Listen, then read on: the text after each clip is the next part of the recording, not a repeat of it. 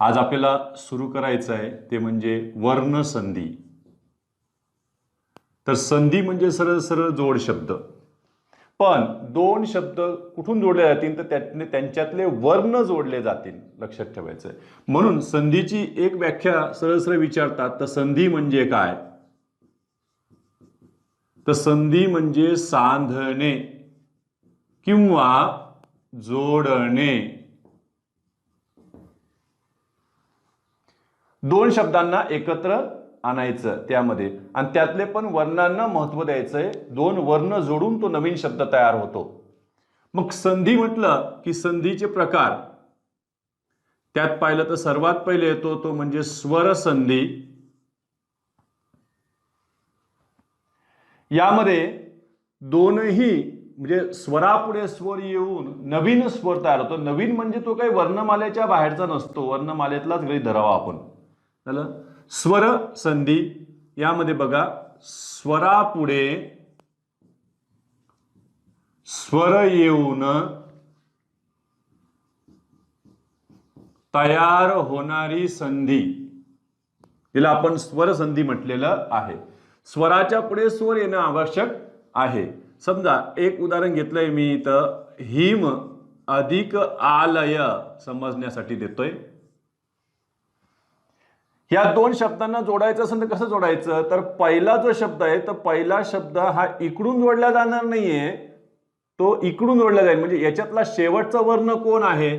तर आपण पाहिलं त्याच्यामध्ये म हे व्यंजन वर्ण आहे, आणि त्या म मध्ये अ आहे, आणि पुढे त्याच्या काय आहे? आ आहे. हे दोन स्वर स्वराच्या समोर स्वर आले, आणि यापासून नवीन स्वर तयार होईल. म्हणजे अ अधिक आ बरोबर कोण तयार झाला? आ. याला आणखीन एखादा तुम्ही काना लावू शकत नाही. हा आ मात्र ह्या आ पेक्षा वेगळा आहे, एवढं लक्षात ठेवायचं. जरी दिसायला सारखे असले तरी त्याला आपण नवीन स्वरच म्हणणार आहे, कारण ते दोन स्वरांपासून तयार झालेला स्वर आहे. हिम अधिक आलय त्यापासून तयार झाले बघा बरा, हिमालय. दुसरं एक उदाहरण घेतलंय समजा मी आता इथं बघा, महा अधिक ईश. यामध्ये शेवटचा वर्ण कोण आहे? तर याच्यामध्ये ह व्यंजन वर्ण आहे, आणि शेवटचा वर्ण आ आहे, आणि आच्या पुढे सजातीयने आले, विजातीय जोडी आलेली आहे ती. आच्या पुढे ई आले. मग यांच्यापासून कोण तयार होईल? तर काही जण लगेच म्हणते, सर वर्णमालेमध्ये ना आपण ए तयार झाले होते, अ अधिक ऱ्हस्व ई किंवा दीर्घ ई, आणि ऐ तयार झाले होते, आ अधिक ऱ्हस्व ई किंवा दीर्घ ई. तर इथं ऐ तयार होणार नाही, संयुक्त स्वर. नवीन स्वर तयार आला म्हणजे अ असो का आ असो, त्यांच्या पुढे ऱ्हस्व ई किंवा दीर्घ ई कोणी जरी आलं तर त्यापासून ए तयार होईल. मग यापासून बघा, महा अधिक ईश पासून काय तयार झालं? महेश. दुसरी जर पाहिलं आपण पुढे गेलोय, स्वरसंधी. स्वरसंधी मधून पुढे निघालोय आपण व्यंजन संधीकडे. व्यंजन संधीची जर वरवर व्याख्या जर पाहिली तर व्यंजनापुढे, थोडक्यामध्ये व्यंजन वर्ण असते, व्यंजनाक्षर नसते.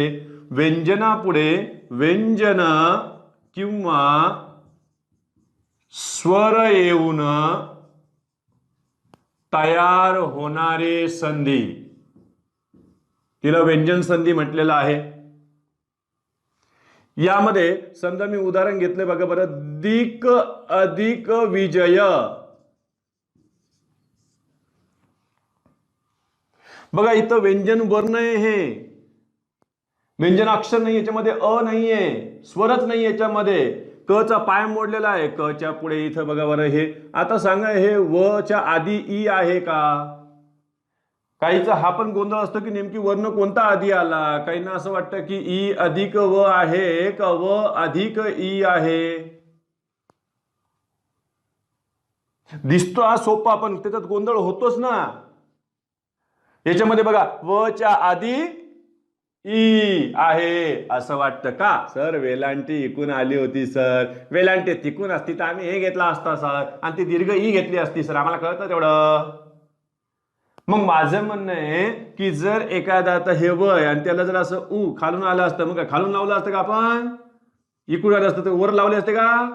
तर नाही, हा गोंधळ झाला असता. एक लक्षात ठेवायचं की व्यंजनाच्या नंतरच स्वराचं स्थान राहील अक्षरामध्ये. आणि स्वराधीमध्ये काय असतं, त्या स्वराधी म्हणजेच अनुस्वार किंवा विसर्गाच्या आधी स्वराचं स्थान असते. आपण हेही पाहिले की जर तिन्ही वर्ण एकत्र आले, व्यंजन, स्वर आणि स्वराधी, तर सर्वात आधी स्थान कशाचं राहील, व्यंजनाचंच राहील, व्यंजन वर्णाचं. नंतर कशाचं, स्वराचं. नंतर कशाचं, पुढे विसर्ग किंवा अनुस्वाराचे. त्यामुळे असा गोंधळ करून घ्यायचा नाही. व्यंजनाला त्याच कारणानं आपण स्वरांत म्हणतो, कारण त्यांच्या अंती स्वर असतो उच्चारामध्ये, अक्षरामध्ये सुद्धा.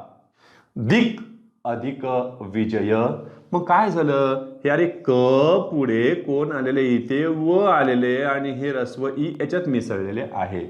मग एक नियम असा आहे की कठोर व्यंजनाच्या पुढे मृदू व्यंजन येत असेल तर कठोर व्यंजनाचे त्याच्याच वर्गातील तृतीय स्थानच्या व्यंजनात रूपांतर होते. म्हणजे क चे पुढे काय झाले, ग, आणि हा ग ला, हे ग कशा जोडलेले, ते व ला, आणि तयार झाले दिक अधिक विजयचं झालं दिग्विजय. दुसरं एक उदाहरण घेतलंय, समजा मी इथं बघ बरं, दिक अधिक अंबर. दिक अधिक आंबर नाही येते, दिक अधिक अंबर. अरे काय होईल, क च्या पुढे स्वर आला, क च्या पुढे स्वर आले तर काय तयार झाले, क पुढे आले अ, ते अनुस्वार होते बाजूला, क चे काय झाले पण ग.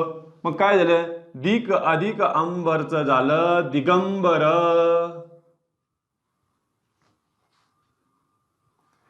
तिसरी संधी कोणती, याच्यातला तिसरा प्रकार जो आहे तो म्हणजे विसर्ग संधी. स्वराधी संधी काही तयार झाली नाही यांच्याकडून. विसर्ग संधीमध्ये काय आलेले आहेत बघा. काही जण काय करतात, असलेल्या ज्ञानावरून नसलेल्या ज्ञानाचा अर्थ लावायला जातात. लगेच स्वर संधी म्हणजे काय, स्वरापुढे स्वर येऊन, स्वरापुढे स्वर, म्हणजे कोणाच्या पुढे कोण आलेला आहे रे, स्वराच्या पुढे स्वर येऊन तयार झालेली जी संधी आहे तिला आपण स्वर संधी म्हटलेलं आहे. आणि व्यंजन संधी म्हणजे काय, अरे काही नाही रे, व्यंजन संधी म्हणजे व्यंजनाच्या पुढे एखादं व्यंजन किंवा स्वर येऊन तयार झालेली संधी. म्हणजे एवढंच लक्षात ठेवलं, स्वराच्या पुढे स्वर, व्यंजनाच्या पुढे व्यंजन. आता विसर्ग संधीमध्ये तसंच करणार आहे का, विसर्गाच्या पुढे विसर्ग येऊन तयार होणारी संधी म्हणजेच कोणती, विसर्ग. असं कधी होणार नाही, विसर्गाच्या पुढे विसर्ग येत नाही.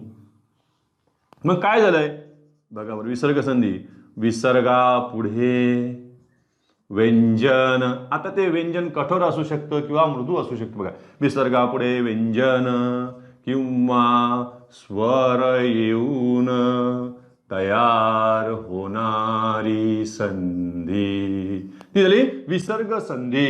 मग तुम्हाला कधी कधी विसर्ग स्पष्ट दिसणार नाही, विसर्ग रूपांतरित होईल, विसर्ग काही ठिकाणी कायम दिसेल तर काही ठिकाणी विसर्गाचा पूर्णपणे लोप होऊन जाईल. म्हणजे यामध्ये विसर्ग आणि विसर्गाच्या पुढे कोणीतरी आले तर मग विसर्गाचं रूपांतर काय होईल, तर मग बघा, विसर्गाच्या पुढे एकतर व्यंजन येईन किंवा कोण येईन, स्वर येईन. अशा वेळेला विसर्गाचं काय काय होऊ शकतं, विसर्गाचं उ होऊ शकते, विसर्गाचे र होऊ शकते, विसर्गाचं श होऊ शकते, विसर्गाचं श होऊ शकते, विसर्गाचं स होऊ शकते. काही ठिकाणी विसर्ग कायम राहते, काही ठिकाणी विसर्गाचा काय होतो, लोप होतो. तर याच्या उलट सुद्धा होऊ शकतं. कसं, याच्या उलट असं झालेलं बघा, र किंवा येणार स या व्यंजन वर्णाच्या ऐवजी सुद्धा विसर्ग वापरला जातो. मग एक लक्षात ठेवायचं, जेव्हा विसर्गाचं रूपांतर ज्याच्यात होईल त्यांचे नाव द्या. त्याला याला विसर्ग उकार संधी म्हणतात, याला विसर्ग र संधी म्हणतात, ह्या तिघांना मिळून विसर्ग स संधी म्हणतात. इथं विसर्ग कायम झालं, विसर्ग संधी. विसर्गाचा लोप झाला तरी विसर्ग संधी. आणि इकडे बघा बरं, र चा विसर्ग झाला, इथं र विसर्ग संधी. उलट नाव घ्यायचं, र विसर्ग संधी, विसर्ग र संधी नाही, र विसर्ग संधी. स चा विसर्ग झाला, स विसर्ग संधी. मग यासाठी काही उदाहरणच पाहून आपण खरंच आहे का तसे. पहा बरं, मी इथं दिले, मनः अधिक रथ. यामध्ये विसर्गाच्या पुढे कोण येतं ते माहितीये, पण विसर्गाच्या आधी कोण येत असतो, विसर्गाच्या आधी स्वरच असतो. मग यामध्ये आपण दोनच गोष्टी लक्षात ठेवायच्या, विसर्गाच्या आधी अ आल्यास आणि विसर्गाच्या आधी अ नसल्यास. हाच कार्यक्रम चालणार आहे, हा 13-14 नियमापर्यंत चालतो विसर्गामध्ये. याचे काही कमी नाही आहे, याचे पण 13 ते 14 नियम आहेत आतल्या आताचे, याचे सुद्धा 7 ते 8 नियम आहेत आणि याचे सुद्धा 7 प्रकार आहेत.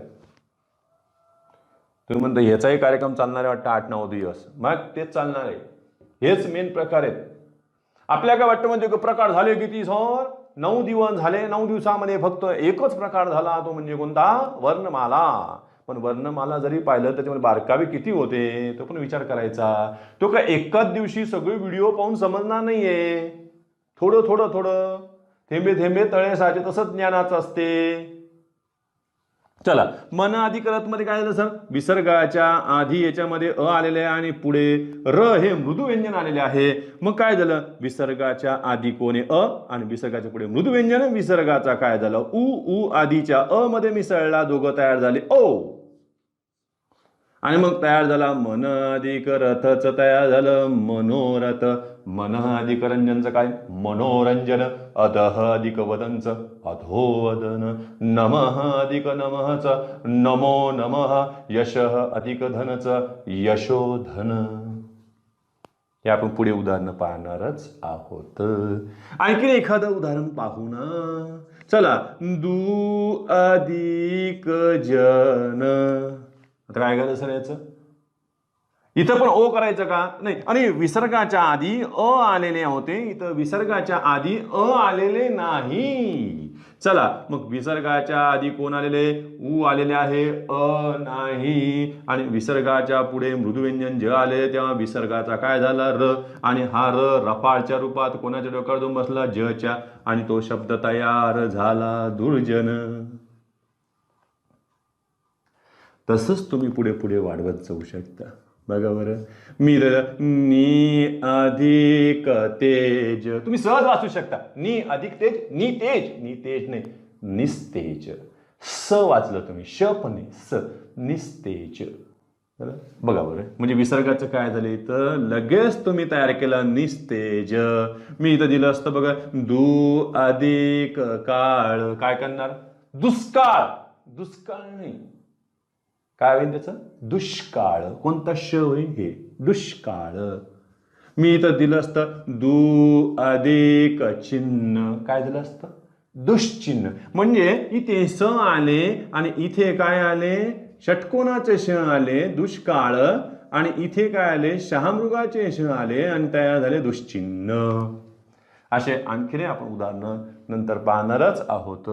पुढे आपल्याला आपला स्वरसंधी ही सखोल पाहायची आहे. स्वरसंधीचे प्रकार किती, त्यांची कमी कमी नावं पाहू आणि मग त्यांना सुरुवात करू. एवढं स्क्रीनशॉट काढून घ्या. वर्णसंधीतला पहिला जो प्रकार आहे तो म्हणजे स्वरसंधी. आणि स्वरसंधीमध्ये आपण पाहूया,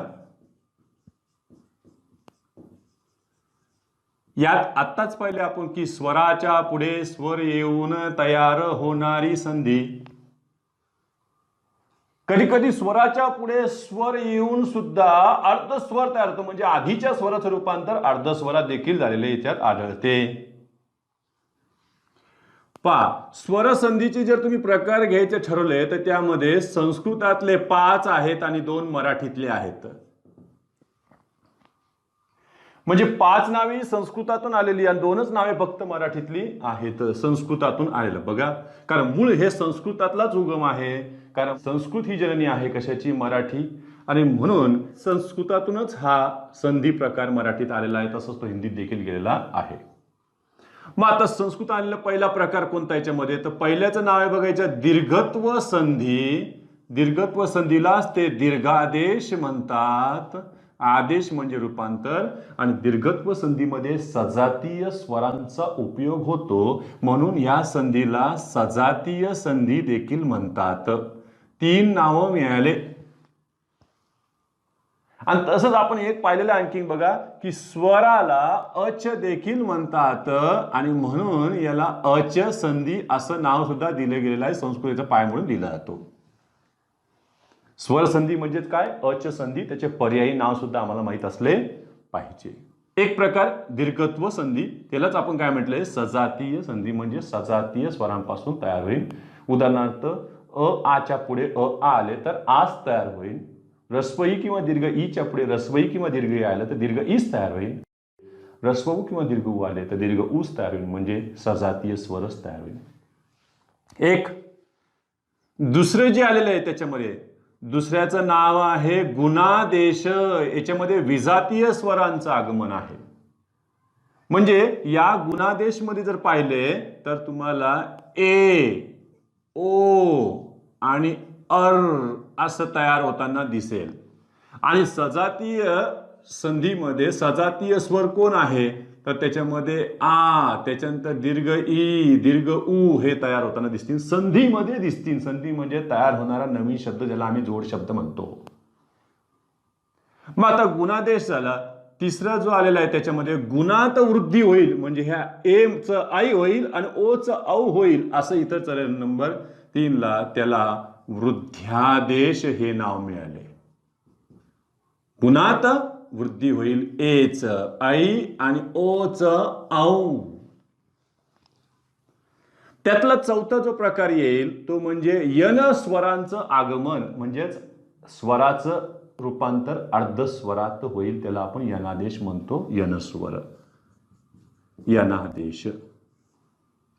यामध्ये य, त्याच्यानंतर व, त्याच्यानंतर र यांचं आगमन होईल, स्वराचं रूपांतर यांच्यातून, म्हणून याला यनादेश म्हणतात. इथे विजातीय स्वरच येणार. 5व्या क्रमांकाचं आहे त्याला विशेष संधी म्हणतात. विशेष संधीलाच अयादी संधी देखील म्हटलेलं आहे. यामध्ये एच रूपांतर अय मध्ये होईल, त्याच्यानंतर आईचे रूपांतर आय मध्ये होईल, ओ चे रूपांतर यांच्याकडं अव मध्ये होईल आणि औ चे रूपांतर आव मध्ये होईल. मग ते म्हणतात की एवढ्या जणांची नावं घ्यायची कशाला, सरळ सांगायचं अय आदी इत्यादी, लगेच तयार झालं नाव, अयादी संधी.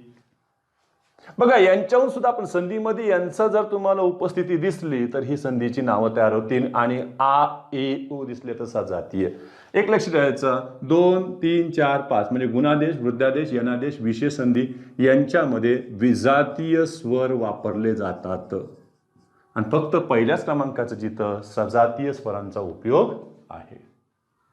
त्यानंतर मराठीतले फक्त 2च गृहीत धरायचे आपण. त्यातली पहिली जी आहे ती म्हणजे पूर्वरूप संधी.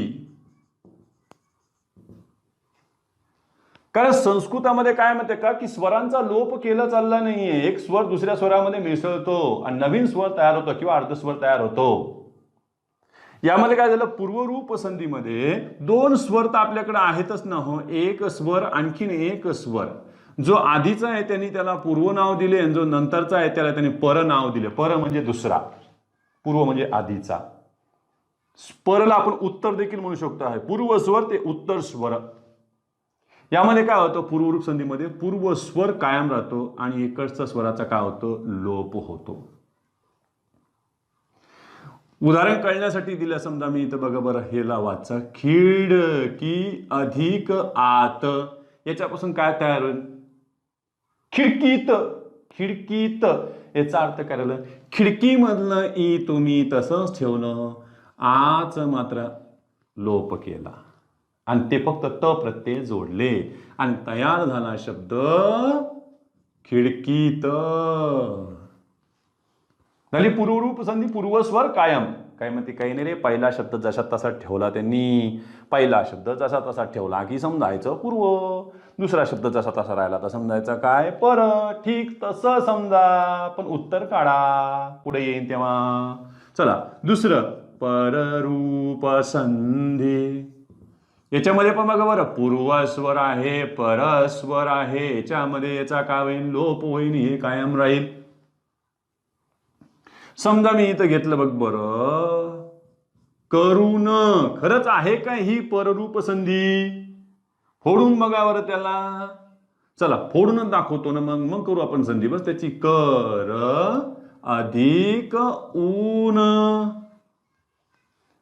चला, कर र मध्ये अ आहे आणि हे ऊ तर दिसतंयच ना, याच्यातला अ चा लोप झाला आणि हे ऊ ह्या र च्या अंगात घुसले आणि काय झाले, करून. याचा अर्थ ऊन याच्यात दिसतंय, म्हणजे कोणती संधी आहे, पररूप संधी आहे.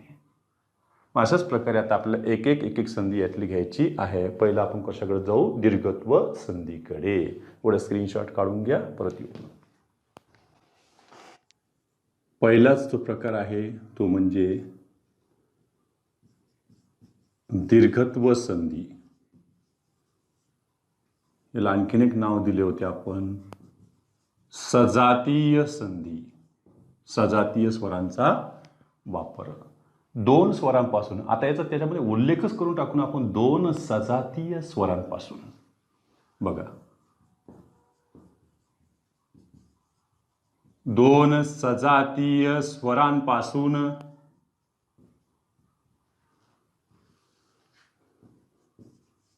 नवीन दीर्घ स्वर तयार होतो. किंवा तुम्ही असं म्हणू शकता की दोन सजातीय स्वरांपासून त्यांच्यातीलच दीर्घ स्वर तयार होतो. पण तसं म्हटलं तर मग नव्यानं तयार होणारच नाही. मग नवीन शब्द तयार झाला तर नवीन शब्दातला तो नवीन स्वरच मानावा ना, जरी तो दिसायला सारखा असला तरी. मग चला, आता आपल्याला काय पाहिजे की दोन सजातीय स्वरांपासून तयार करायचं आहे नवीन दीर्घ स्वर. मग त्यासाठी आम्हाला सजातीय स्वर माहीत असायला पाहिजे. मग आता सजातीय स्वर कोणते कोणते यांच्या जोड्या होत्या आपल्याकडे बघा बरं.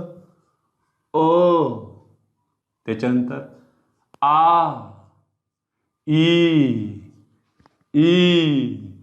उ हे झाले. यांच्या जोड्या बघा, अ आ, त्याच्यानंतर ई, त्याच्यानंतर उ. हे कंठामध्ये आहे, हे तालव्यामध्ये आहे आणि हे ओष्ठमध्ये आहे. नशीब त्यांनी ही एक जोडी लावली नाही. ही संस्कृतामध्ये आहे, मराठीत नाही. कारण त्यापासून मग दीर्घ रू तयार होईल. दीर्घ रू मराठीत नाहीये, आपल्याकडे फक्त ऱ्हस्वच रू आहे. मग चला, आता हे कळले आम्हाला, सजातीय स्वर म्हणजे हे अक्षराचं कार्य करू शकतात. स्वतंत्र उच्चाराचे असल्या कारणानं, पूर्ण उच्चाराचे असल्या कारणानं ते अक्षराचं कार्य करू शकतात. पण ते जर एखाद्या व्यंजनामध्ये शिरले आणि त्या व्यंजनाला अक्षरत्व प्रदान करण्यासाठी हे काही वेगळे चिन्ह धारण करतील, ते सुद्धा आम्हाला माहीत असले पाहिजे. मग चला, हे व्यंजन वर्ण जे काही येईल त्या व्यंजन वर्णामध्ये स्वर मिसळ, तेव्हा हे व्यंजन अक्षर तयार होईल. कारण व्यंजन अक्षर सुद्धा आपल्याला लागणारच आहे. स्वराक्षर व्यंजनाक्षर दोघांची गरज आहे. मग चला, व्यंजनात स्वर. मग स्वर कसं ओळखायचं सर? मग त्यासाठी एक व्यंजन घेऊन टाकू. याचं चिन्ह कोणतं आहे सर? माहीतच नाहीये. याचं चिन्ह सर काना. याचं चिन्ह काना रस्व वेलांटी. याचं चिन्ह काना दीर्घ वेलांटी. याचा रस्व उकार, याचा दीर्घ उकार. आणि यांचा जर तुम्ही चिन्हांचा विचार जर केला तर ते असे आणि याचे असे होईल. म्हणजे मराठीतले 6. तसं चिन्ह तर आपल्याकडे आढळतच नाही. मग आता हे चिन्ह आपण व्यंजनाला देऊन पाहू. यामध्ये एक व्यंजन आपण काय करू, निवड करू आणि याला स्वराची जोड देऊ आणि त्यापासून अक्षर तयार करू. चला, क ला अ मिसळल्यावर कोणतं चिन्ह द्यायचं हे तर आपण आधी सुद्धा शिकलेलं आहे की क मध्ये आहे म्हणजे व्यंजन वर्णात आहे ते चिन्ह, हल चिन्ह काढून टाकले की त्यामध्ये अ आले असं गृहीत धरायचं. सोप्या सोपं. चला, यांच्याकडं क अधिक अ, त्याच्यानंतर क ला काना का, हे झालं की, हे झालं दीर्घ की, हे झालं रस्व उकार असणार, दीर्घ उकार असणार कु. म्हणजे यांचा वापर आता आपल्याला पुढे करता येईल. चला, मग आता दीर्घत्व संधीमध्ये यायचं असेल तर आपल्याला काय करावं लागेल? 2 पोट शब्द शोधा लागतील. कारण आपल्याला पहिले विग्रह हा कोण संधीचा नियम असतो, नाव फक्त संधीचं असतं. चला, म्हणजे यामध्ये जो घेतोय आपण तो संधीचा विग्रह आणि संधीच्या विग्रहाकडून चाललोय आम्ही संधीकडे. त्यातलाही पहिला पावर संधी विग्रहासाठी आम्हाला 2 शब्द लागणार आहेत. मग एकाला म्हटलं आपण पहिला पोट शब्द, दुसरा पोट शब्द, हे कार्यक्रम चालूच राहील आपला. आणि तयार होणारा हा नवीन शब्द ज्याला आपण वरच नाव दिलेले संधी. पहिला जो पोट शब्द आहे हा याला जोडायचा कसा, तर याच्यातला शेवटचा वर्ण महत्वाचा आहे. शेवटच्या अक्षरामध्ये येणारा शेवटचा वर्ण, अक्षरातला वर्ण. चला, पहिला जो पोट शब्द आहे त्याच्यातला शेवटचा वर्ण तो अक्षरात राहील आणि याच्याकडचा पहिला वर्ण हा महत्वाचा आहे.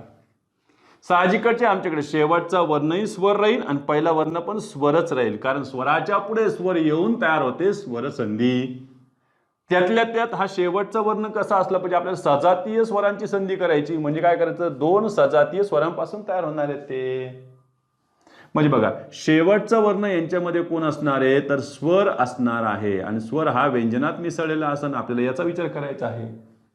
चला, या स्वराच्या पुढे त्याच्याच उगमस्थानाचा असला पाहिजे, म्हणजे तो सजातीय स्वर असला पाहिजे. हे अक्षराचं काम करणार आहे. यांच्यापासून तयार होईल त्यांच्यातलाच तो जो झाला दीर्घत्व, म्हणजे आपण काय म्हणतो त्याला आपण दीर्घ स्वर तयार होईल. चला, यातलं पहिलं घेऊया. म्हणजे कोणत्या तरी व्यंजनामध्ये इकडचा स्वर येईल तो म्हणजे अ किंवा आ यापैकी कोणी एक जण असेल.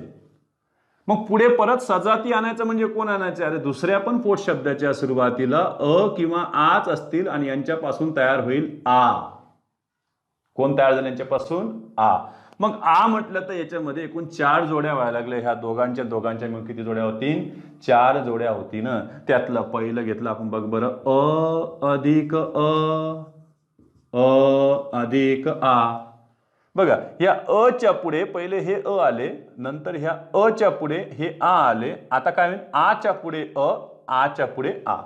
कसे येऊ त्यापासून शेवटी आ तयार होणार आहे, लक्षात ठेवायचंय. चला, आच्या पुढे अ, आच्या पुढे आ. बाकीच्या दोघांसाठी मी जागा सोडून देतो आणि त्यांचे उदाहरण आपण पहिले घेऊन पाहू.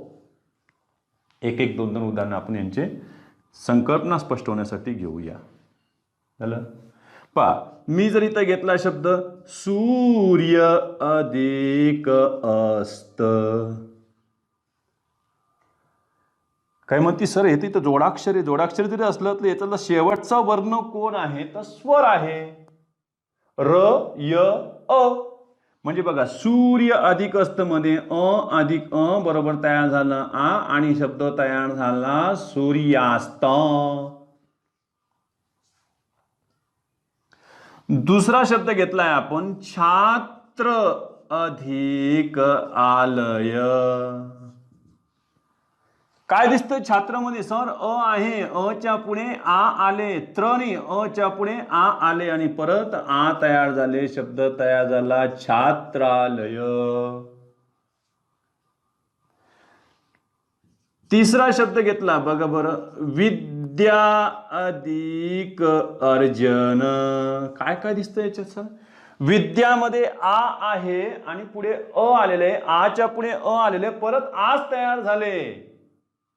नाही तर नवीन कार्यक्रम करते काही जण, नाही सर अ च्या पुढे अ आले तर आ आले, मान्य आहे आम्हाला, पण अ च्या पुढे आ आल्यावर याला तर आणखीन एक लावायला पाहिजे होतं, मग कळलं असतं सर हे नवीन आलंय. आणि काही नाही तर आणखीन घात केला असता, आच्या पुढे आ आले लावा, त्याला भरपूर मंडप लावला आम्ही, बघा बरं. असे गोंधळ करायचे नाही तर. चला, विद्या अधिक अर्जन काय झालंय, विद्यार्जन. मग आम्ही घेतला महिला अधिक आश्रम, दोन्हीकडे आ आले, बघा बरं. चौथा घेतला मी महिला अधिक आश्रम, आच्या पुढे आ लागले तर काय तयार झाले, महिलाश्रम. दोघांपासून सुद्धा काय तयार झालं, दीर्घ स्वर आ. दुसरी जोडी आपण पाहूया, ही फार महत्वाची आहे, ती म्हणजे व्यंजनामध्ये रस्वई किंवा दीर्घई आले, पुढे पण रस्वई किंवा दीर्घई आले तर तयार कोण झाले, दीर्घ ई तयार झाले. पुन्हा म्हणायचं, ह्या दीर्घ ई म्हणजे नवीन शब्द, म्हणजे संधीतलं दीर्घ ई हे 2 ईचं मिश्रण राहील, हे विसरू नका. मग 2 ई कोणते कोणते, ह्या ईच्या पुढे ह्या दोघांना घेऊन पाहू आपण. चला, रस्वई पुढे रस्वई आले, रस्वई पुढे दीर्घ ई आले, दीर्घ ई पुढे रस्वई आले, दीर्घ ई पुढे दीर्घ ई आले. यांचं आपण लगेच उदाहरण करून बघू, एक एक दोन दोन, पटकन कॉन्सेप्ट क्लिअर होऊन जाईल. नंबर 1, कवी शब्द कसा लिहायचा हा मोठा वादाचा मुद्दा आहे. पण आपल्याला मूळ संस्कृतातलेच बघायचे. बघा, संस्कृतामध्ये ऱ्हस्व इकारांत, ऱ्हस्व उकारांत शब्द हे मराठीत येताना आता दीर्घ इकारांत, दीर्घ उकारांत झालेले आहेत, पण आपल्याला संधी आणि समासामध्ये मात्र ते मूळ संस्कृताप्रमाणेच वापरायचे आहेत.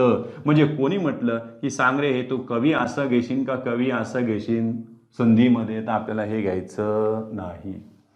तुम्ही बघा कुठे कवी संमेलन लिहिलेलं असेल तर कवीचं वी ऱ्हस्व असतं, हे घेता येणार नाही. चला कवी. मग दुसरा घेतला मी कवी अधिक इच्छा.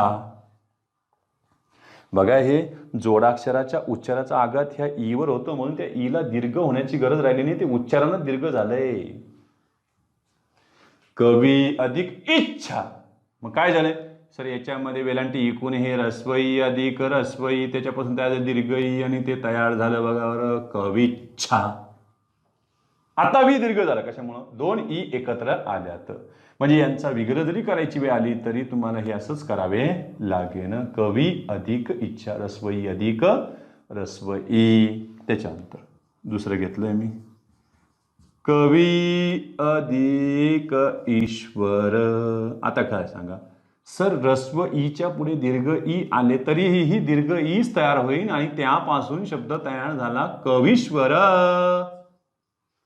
कवी अधिक ईश्वर, कवीश्वर त्याच्यात आलंय. बघा आता पुढे घेतलंय मी तर गोमती, हे नदीचं नाव आहे, गोमती अधिक इच्छा.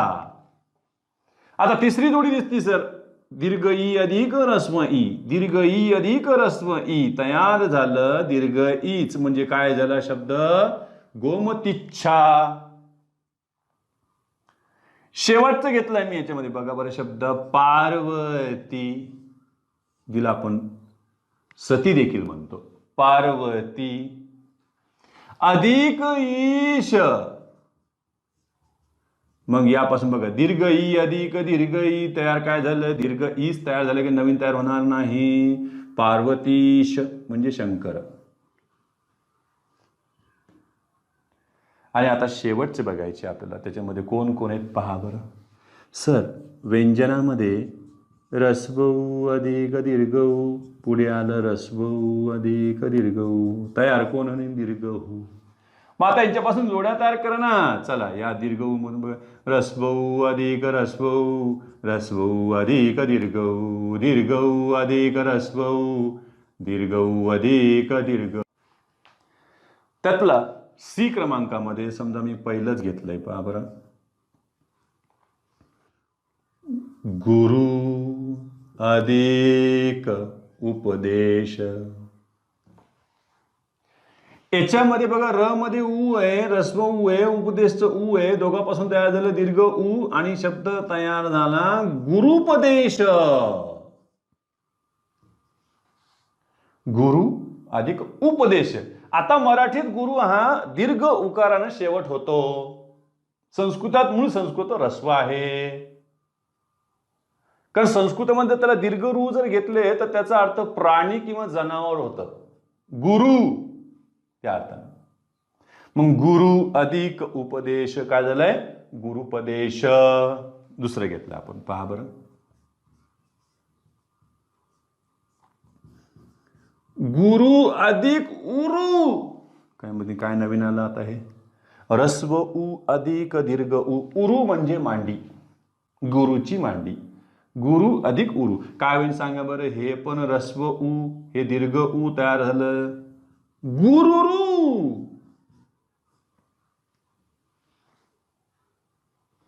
आता मी शब्द दिला अतिशय महत्वाचा आहे, तो म्हणजे भू अधिक ऊर्जित. भू अधिक ऊर्जित, दीर्घ उ येते सुरुवातीला, दीर्घ उ नेहमी भूमीचं भू दीर्घ उच असतं. भूगोल घ्या त्याच्यामुळे भू सुरुवातीचं तेच आहे. भूपती घ्या सुरुवातीचं भू दीर्घच असतं. भूपाल घ्या सुरुवातीचं भू कसं असतं दीर्घ असते. मग चला भू अधिक ऊर्जित, ऊर्जित म्हणजे मोठा. मग दीर्घ उ अधिक ऱ्हस्व उ तयार काय झालं दीर्घ ऊच आणि शब्द तयार झाला भूजित. एवढे स्क्रीनशॉट काढून घ्या. स्वरसंधीमध्ये दीर्घत्व संधी म्हणजे आपण विग्रहाकडून संधीकडे आलो. विग्रहाकडून संधीकडे येणं सोपी गोष्ट आहे. संधीकडून विग्रहाकडे जाणे तिथंच मात्र डोकेदुखी आहे. नेमकी कोणते दोन स्वर बाजूला निघतायत ते आपल्याला कळाले पाहिजेत. त्याची काही उदाहरणं आपण आता पाहूया. बघा बरं खास करून. म्हणजे आपल्याला आता संधीकडून कुठे जायचे, संधीच्या विग्रहाकडे चांगल्या चांगल्यांचा गोंधळ होतो. परीक्षक हीच पद्धती जास्त वापरतो. संधी देतो, विग्रह विचारतो किंवा दिलेली संधीचा प्रकार विचारतो. दिलेल्या संधीमध्ये कोणते दोन स्वर आले ते आम्हाला सांगा म्हणतो. बघा उदाहरण समजा मी इथे घेतले,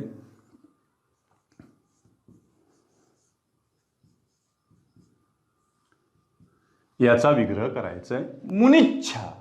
मुनिच्छा यामध्ये कोण आलेले आहे बघा बरं सर, दीर्घ ई आलेले आहे. मग आता मी तुमच्या समोर दोन पर्याय, कशाला चार पर्याय तयार करून देऊ शकतो. पहा बरं, सर्वात पहिले मुनी अधिक इच्छा. दुसरं दिन मी मुनी अधिक इच्छा. तिसरं दिन मी मुनी अधिक इच्छा. चौथा पर्याय दिन मुनी अधिक इच्छा. काय केलं काय माहित सरांनी, अरे दोनदा मी दीर्घ घेतलं, दोनदा मी ऱ्हस्व घेतलं. इथं काय केलं, ऱ्हस्व घेतलं, इथं काय गोंधळाची. पहिली गोष्ट, इच्छा शब्द कोणता बरोबर आहे तो आपल्याला पहिले अर्धा भाग इकडून आणि अर्धा भाग तिकडून शोधायचा असतो, तेव्हा बरोबर निघाल आपलं. इच्छा. इच्छा जोडाक्षर छा च्या आधीचं ई ऱ्हस्व आहे, त्याच्यामुळे हे आउट झाले. 50% आउट करा ना पहिले. आता कोणते घ्यायचे सर, हे मुनी. नुसतं मुनीचा उच्चार करा, मुनी मुनी मुनी. पोटाला कुठं स्थान पडत नाही, याचा अर्थ दीर्घ ई नाहीये, मुनी नाही. हे वाचताना दीर्घ ई लगेच वाचतो बघा. मुनिच्छा, पोट आतमध्ये जातं. मुनिच्छा याचा अर्थ मुनी मुनी, दीर्घ नाही. त्याच्यामुळं हे आउट. उत्तर कोण आलं याच्यामध्ये. मग कोणती जोडी आली यांच्याकडं, ऱ्हस्व ई अधिक ऱ्हस्व ई. दुसरं घेतलं आम्ही देवीच्छा.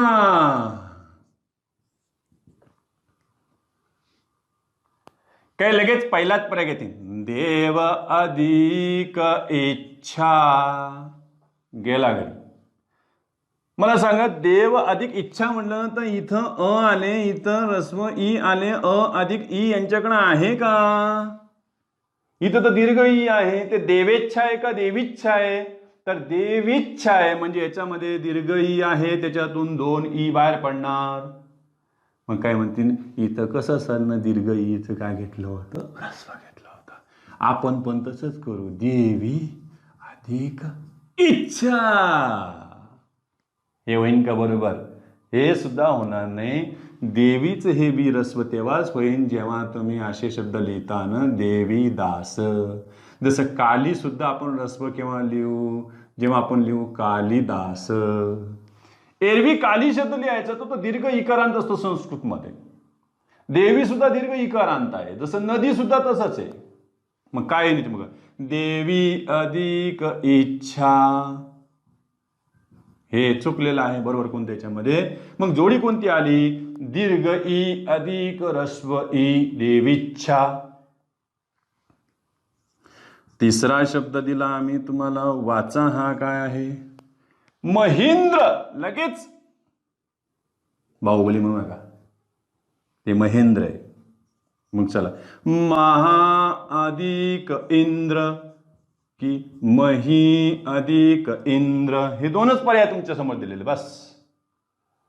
काय लगेच म्हणजे महेंद्र, महा अधिक इंद्र, ते महेंद्र होतं. कारण यांच्याकडे बघ बरं आ अधिक ऱ्हस्व ई आणि यांच्याकडे दीर्घ ई असेल तर हे तयार होणार नाही. गेले.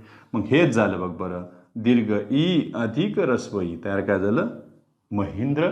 मही म्हणजे पृथ्वी, वसुंधरा, वसुधा, धरा, क्षमा तिचे नाव आहेत. अवनी समानार्थी शब्द लक्षात ठेवत चला, फार महत्वाचे आहेत. महेंद्र काय झालं इथं आले.